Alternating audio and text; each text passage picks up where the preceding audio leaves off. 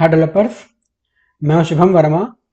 और आज हम देखने वाले हैं कि डिफरेंस क्या होता है पास बाय वैल्यू में और पास बाय रेफरेंस में। ठीक है, तो आइए देखते हैं क्या होता है इन दोनों में डिफरेंस।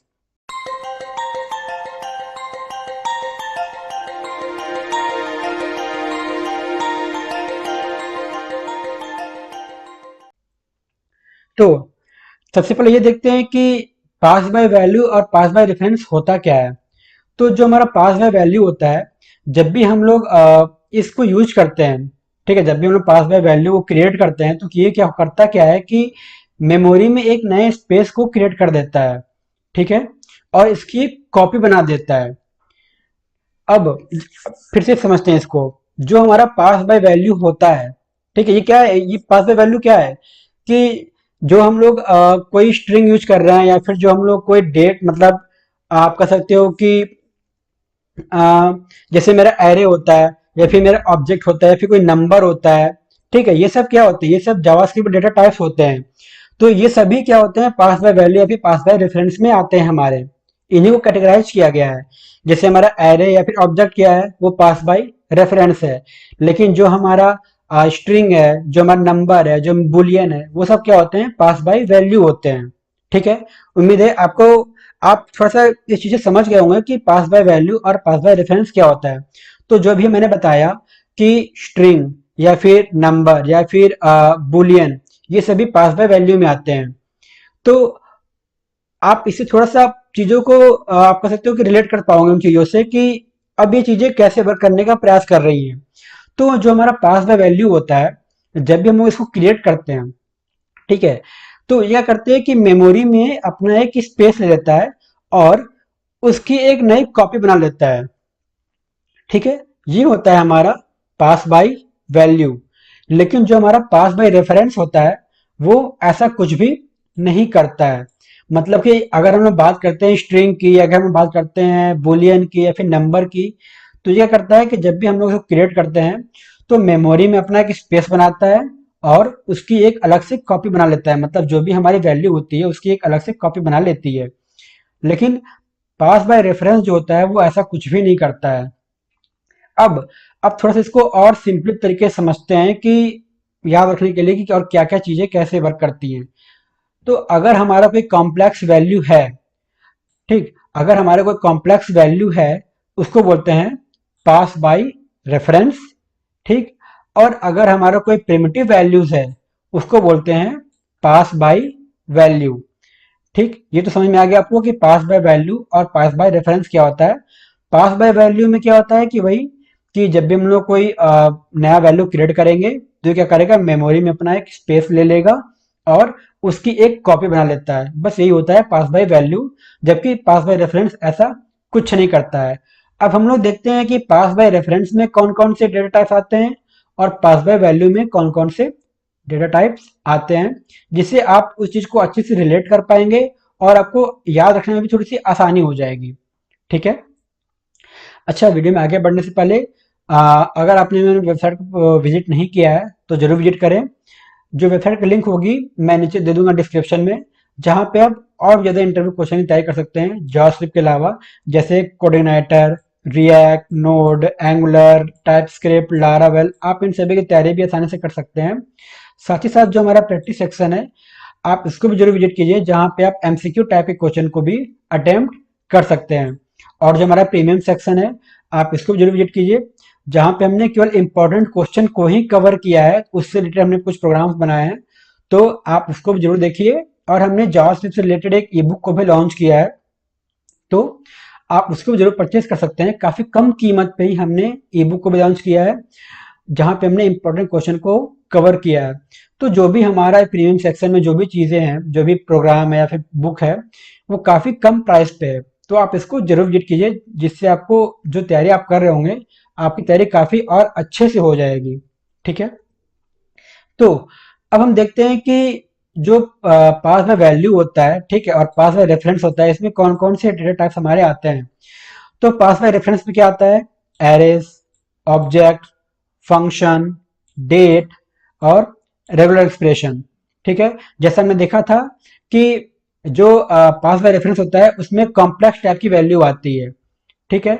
लेकिन जो पास बाय वैल्यू होती है उसमें प्रिमिटिव टाइप की वैल्यूज आती है, मतलब काफी जो तो आप कह सकते हो कि थोड़ी सी अलग टाइप की, थोड़ी सी इजी टाइप की, क्योंकि यहाँ तो मेरा क्या हो गया, कॉम्प्लेक्स हो गया, ये हमारा हो गया प्रिमिटिव। तो अब ये देखते हैं कि पास बाय वैल्यू में कौन कौन से हमारे डेटा टाइप्स आते हैं। तो होते हैं स्ट्रिंग्स, नंबर्स, बुलियन, अनडिफाइंड और नल। तो ये डिफरेंस हो गया हमारे पास बाय रेफरेंस में और पास बाय वैल्यू में। मतलब क्या हो रहा है कि जब भी हम लोग पास बाय वैल्यू क्रिएट करेंगे तो यह करेंगे, हमारे मेमोरी में एक एक्स्ट्रा स्पेस ले लेते हैं और उसकी एक कॉपी बना लेते हैं, ठीक है। तो उम्मीद है कि आपको क्लियर हो गया होगा कि पास बाय वैल्यू और पास बाय रेफरेंस क्या होता है। ओके, तो इसे थोड़ा सा हम और अच्छे से समझने के लिए कि जो हमारा पास बाय वैल्यू और पास बाय रेफरेंस होता है वो क्या होता है, हम लोग एग्जांपल देखते हैं। तो इस एग्जांपल देखने के बाद हमें अच्छे से समझ में आ जाएगा कि ये जो पास बाय वैल्यू और पास बाय रेफरेंस होता है ये किस तरीके से वर्क करता है, ठीक है। तो सबसे पहले हम एग्जांपल देखते हैं पास बाय रेफरेंस का। तो हमारे पास तो हमारे पास आप जैसे देख सकते हैं कि एक एरे है, ठीक है। एरे वन नाम का एक वेरिएबल है, उसमें हमने तीन एलिमेंट्स लिया है, वन, टू और थ्री, ठीक है। अब यहाँ हमने क्या किया कि जो हमारा एरे वन है उस एरे वन को हमने क्या किया, एरे टू का जो वेरिएबल है उसमें हमने इसको असाइन कर दिया है, ठीक है। अब आप थोड़ा यहाँ ध्यान से देखिएगा कि जो हमारा एरे टू है, ठीक है, एरे वन नहीं, जो हमारा एरे टू है उस एरे टू में हम कुछ और एलिमेंट को ऐड कर रहे हैं, ठीक। और ऐड करने के लिए हम लोग क्या यूज करते हैं, पुश नाम का जो फंक्शन होता है जावास्क्रिप्ट में हम लोग उसको यूज करते हैं। अगर हमें कोई एलिमेंट किसी एग्जिस्टिंग एरे में ऐड करना होता है तो हम लोग पुश मेथड का यूज करते हैं, ठीक है। तो यहाँ हमने क्या किया कि जो एरे टू का जो हमारे पास वेरिएबल है, ठीक है, उसमें हमने फोर फाइव सिक्स ये तीन एलिमेंट को और ऐड कर दिया।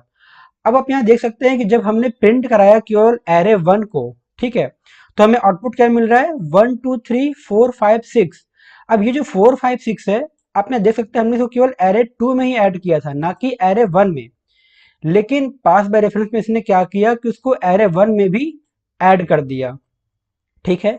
अब ये क्यों हुआ, क्योंकि जो हमारा पास बाय रेफरेंस होता है ये क्या करता है कि जैसे आप जानते हो कि जब भी हम लोग कोई जावास्क्रिप्ट में कोई वेरिएबल डिफाइन करते हैं, ठीक है, या फिर जो हम लोग कोई वेरिएबल क्रिएट करते हैं तो वो क्या करता है कि मेमोरी में एक अपना स्पेस क्रिएट कर देता है, ठीक है। मेमोरी में जो होता है हमारा वो अपना एक स्पेस ले लेता है, ठीक। तो पास बाय रेफरेंस क्या कर रहा है कि जब हमने एरे वन को एरे टू में असाइन किया तो वो जो उसका रेफरेंस लिया था मेमोरी में, मतलब वो जो उसने मेमोरी में स्पेस लिया था, वो जो उसका पर्टिकुलर एड्रेस था, वो क्या किया, एरे वन ने क्या किया, वो पर्टिकुलर अपने एड्रेस को ही उठा करके एरे टू में पास कर दिया। तो अब क्या हुआ कि यहाँ पे एरे वन और एरे टू दोनों का एड्रेस, ठीक है, दोनों का एड्रेस सेम हो गया। तो अगर हम लोग एरे वन में कुछ चेंज करेंगे तो वो एरे टू में भी चेंज होगा, और अगर हम लोग एरे टू में चेंज करेंगे तो वो एरे वन में भी चेंज होगा, ठीक है। तो ये होता है pass by reference. Pass by reference क्या होता है कि जो हमारा ओल्ड वेरिएबल है, अगर हमने उस ओल्ड वेरिएबल को न्यू वेरिएबल में असाइन किया, ठीक है, तो वो जो ओल्ड वेरिएबल है वो अपने वैल्यू के साथ साथ जो उसका पर्टिकुलर एड्रेस है जहां पे उसका जो मेमोरी स्पेस है जो उसने मेमोरी अलॉट किया था अपने लिए, वो सारा कुछ उठा करके एरे टू में पास कर देता है। तो इससे क्या होता है, हमारा एरे वन और एरे टू दोनों सेम हो जाता है।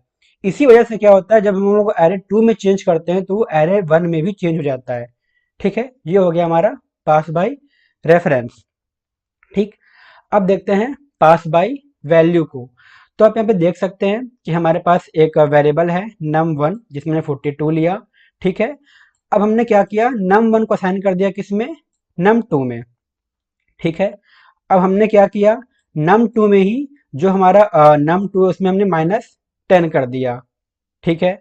तो अब अगर हम लोग यहाँ पे प्रिंट कराते हैं नम वन को तो आप यहाँ पे देख सकते हैं यहाँ पे उसने केवल हमें 42 ही रिटर्न किया, जो कि 42 हमको यहाँ पे नम वन में भी मिल रहा था, ठीक है।